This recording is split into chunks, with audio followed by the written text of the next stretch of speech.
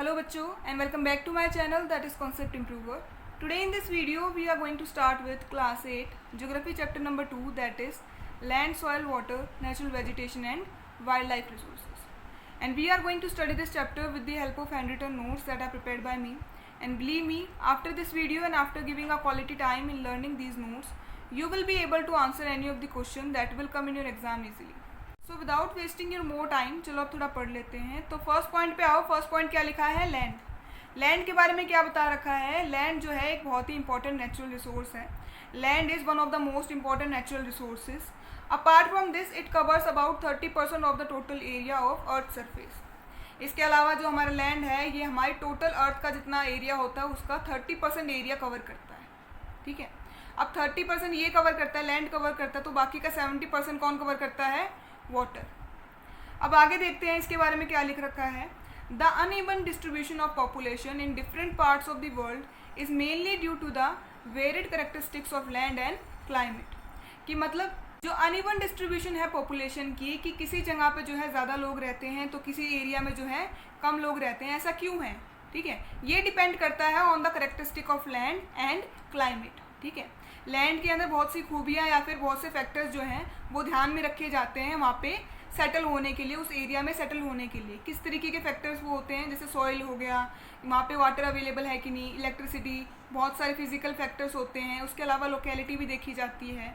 And इसके अलावा climatic जो फैक्टर होता है ये भी ध्यान में रखा जाता है. क्लाइमेट भी वहाँ का देखा जाता है वहाँ पर सेटल होने से पहले. यही बात जो है इस पॉइंट में बताई गई है. अब आगे देखो, नेक्स्ट पॉइंट है हमारा स्पर्सली पॉपुलेटेड और यूनिहैबिटेड एरियाज. ये कौन से एरियाज होते हैं? इन्हें कहते हैं हम कम आबादी वाले एरियाज. मतलब जहाँ पे कम पॉपुलेशन होती हैं उन्हें कहते हैं स्पर्सली पॉपुलेटेड या फिर यूनिहैबिटेड एरियाज. कहाँ पर जो है कम पॉपुलेशन होती है? Steep slopes of mountains, mountain वाले एरियाज़ में.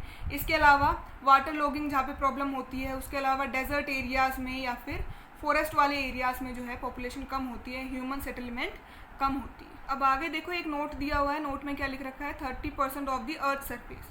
हमारे अर्थ का 30%. किसकी बात कर रहे हैं हम? लैंड की. ठीक है, जो हमारा टोटल लैंड अवेलेबल है अगर उसको हम डिवाइड कर दें 3:7 में, जो कि है 30% और 70% में अगर उसको बांट दें, जो 30% होगा इसमें रहती है हमारे पूरे वर्ल्ड की 90% पॉपुलेशन.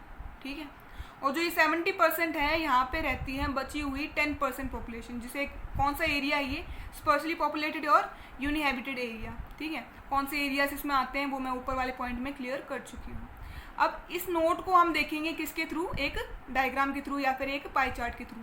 हमारा जो अर्थ है उसका जो 30% है वो है लैंड और 70% जो एरिया है वो है हमारा वाटर. इसी कारण से जो हमारा अर्थ है उसे कहा जाता है एक ब्लू प्लेनेट, क्योंकि अगर उसे ऊपर से स्पेस से देखा जाए तो वो ब्लू कलर का अपीयर होता है, क्योंकि ज़्यादा जो परसेंटेज है वो कवर की गई है वाटर के द्वारा. ठीक है, जो ये 30% एरिया है ये है हमारा लैंड. कौन से 30% की बात हो रही है? ये जो एरिया है ना ये पूरा 30% है. ठीक है, कौन से वाला? रेड वाला और ब्लू वाला. ठीक है, ये जो लैंड है इसको डिवाइड कर दिया आगे 30% और 70% में. मतलब जो हमारा टोटल लैंड था, ये जो पार्ट था टोटल, इसको और भी डिवाइड कर दिया 3:7 में, 30% और 70% में. जो ये रेड वाला पार्ट है इसमें रहते हैं हमारे वर्ल्ड की कितनी परसेंट पॉपुलेशन? 90% पॉपुलेशन. ठीक है, इस रेड वाले पार्ट में हमारे वर्ल्ड की 90% पॉपुलेशन रहती है. जो ये 70% पार्ट है ये है हमारा यूनिहैबिटेड और जिसे हम कहते हैं स्पर्सली पॉपुलेटेड. ठीक है, यहाँ पे क्या है? कम परसेंटेज ऑफ पीपल रहते हैं. कितने परसेंट लोग रहते हैं यहाँ पर? 10% लोग जो हैं यहाँ पे रहते हैं हमारी पूरी वर्ल्ड पॉपुलेशन की. ठीक है, अब आगे पढ़ते हैं. नेक्स्ट है हमारा plains and river valleys. Plains और रिवर वैलीज वाला एरिया जहाँ पर रिवर्स होती हैं और प्लेन वाला जो एरिया होता है, ये जो एरिया है वो सुटेबल होता है एग्रीकल्चर एक्टिविटी के लिए, क्रॉप प्रोडक्शन के लिए. ठीक है, this area is suitable for the agriculture activity.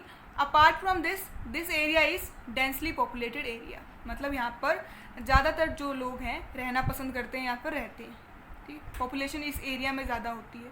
अब आगे देखो, नेक्स्ट पॉइंट है हमारा लैंड यूज़. लैंड को किस तरीके से यूज़ किया जा सकता है या फिर किस तरीके से उसको यूज़ किया गया है. एग्रीकल्चर एक्टिविटी के लिए लैंड को यूज़ किया जा सकता है, क्रॉप प्रोडक्शन के लिए. फॉरेस्ट जो है बहुत ज़्यादा एरिया कवर करते हैं हमारे लैंड का. इसके अलावा माइनिंग जो है की जा सकती है. Building houses and roads, human settlement के लिए यूज़ किया जा सकता है लैंड को. And setting up the industries, factories और इंडस्ट्री जो है सेटअप करने के लिए लैंड को यूज़ किया जा सकता है. अब नेक्स्ट पॉइंट है हमारा factor determining the use of land. कौन से फैक्टर्स जो हैं ध्यान में रखे जाते हैं लैंड को यूज़ करने से पहले, ठीक है। फर्स्ट है टोपोलॉजी। टोपोलॉजी का मतलब होता है शेप, साइज एंड स्ट्रक्चर जो है उस लैंड का, ठीक है। उसके साइज़ क्या है, जो शेप क्या है उसकी, इसके हिसाब से देखा जाता है कि उस लैंड को किसके यूज़ में, किस काम के यूज़ में लाया जाए। नेक्स्ट है हमारा सॉइल, ठीक है। सॉइल कौन से टाइप की है ये देखी जाती है। उसके अलावा क्लाइमेट कैसा है उस एरिया का, मिनरल्स कौन से अवेलेबल हैं आसपास, availability of water, water available है कि नहीं, फिजिकल फैक्टर्स देखे जाते हैं, ह्यूमन फैक्टर्स देखे जाते हैं। उसके अलावा पॉपुलेशन और टेक्नोलॉजी जो कि अवेलेबल है उस एरिया में वो भी ध्यान में रखी जाती है उस लैंड को यूज़ करने से पहले। नेक्स्ट पॉइंट पे आओ, classification of land on the basis of ownership. हमारे लैंड को किस तरीके से क्लासीफाई या फिर किस तरीके से डिवाइड किया गया है, किस बेसिस पे, ओनरशिप के बेसिस पे कि किसने उसे खरीदा हुआ है, ठीक है। वो लैंड जो है किसने खरीदा हुआ है, इसके हिसाब से हमारे लैंड को क्लासीफाई किया गया है 2 डिफरेंट नेम्स के थ्रू, 2 डिफरेंट पार्ट्स में, प्राइवेट लैंड और कम्युनिटी लैंड। प्राइवेट लैंड कौन सा होता है, वो लैंड जो कि इंडिविजुअल्स ने मतलब लोकल पीपल ने अपने काम के लिए खरीदा हो उसे कहते हैं हम प्राइवेट लैंड, ठीक है। अब होता है कम्युनिटी लैंड। कम्युनिटी लैंड कौन सा होता है, ये वो लैंड होता है जो कि एक ग्रुप ऑफ पीपल या फिर एक कम्युनिटी खरीद लेती है कॉमन यूज़ के लिए, ठीक है, जिसका मतलब जिसे वो यूज़ करते हैं सारे मिलकर के, ठीक है। The land which is owned by a community for common use like collection of fodder, fruits, nuts and herbs, this is called community land, also called common property resource, ठीक है। इसके अलावा इसे कहते हैं कॉमन प्रॉपर्टी रिसोर्स, ठीक है। That's it. आज इस वीडियो में हम इतना ही पढ़ेंगे इस चैप्टर को। नेक्स्ट वीडियो में हम स्टार्ट करेंगे कंजर्वेशन ऑफ लैंड रिसोर्सेज से। अगर वीडियो ज़रा भी अच्छी लगी हो तो लाइक और सब्सक्राइब करना मत भूलना और कमेंट ज़रूर करना कि आपको इस चैप्टर में क्या डाउट है। Thank you.